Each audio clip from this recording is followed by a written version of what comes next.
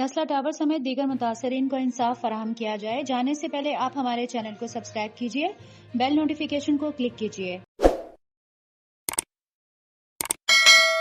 Korangi association of trade and industry काठी के सरपरस्त आला एसएम मुनीर और सदर सलीमुज़्ज़मान ने मुश्तरका बयान में कहा है कि नस्ला टावर समेत दीगर मुतासरीन को इंसाफ फराहम किया जाए, हुकूमत मुतासरीन की दाद रसी करे। उन्होंने कहा कि नस्ला टावर की रिहायशी अलादीन पार्क में मिसमार दुकानों की ताजीर और पवेलियन एंड क्लब से ताल्लुक रखने वाले लोगों की अक्सरियत मुतवस्सित तबके से ताल्लुक रखती है और बेशतर की जिंदगी भर की कमाई दाव पर लगी है। उन्होंने चीफ जस्टिस ऑफ पाकिस्तान और मोअज़्ज़िज़ जजेस और दीगर मुताल्लिका इदारों से अपील की है कि वो इंसानी हमदर्दी के तहत मजलूम अवाम के दुखों का मदावा करते हुए फैसले पर नजरसानी करें।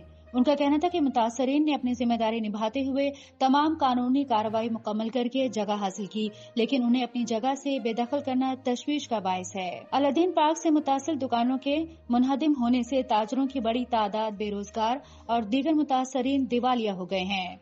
उन्होंने हुकूमत से मुतालबा किया है कि नस्ला टावर के 200 मुतासरा खानदान अलादीन पार्क के 400 दुकानों के मुतासरीन और पवेलियन एंड क्लब की मुश्किलात का अजाला करें।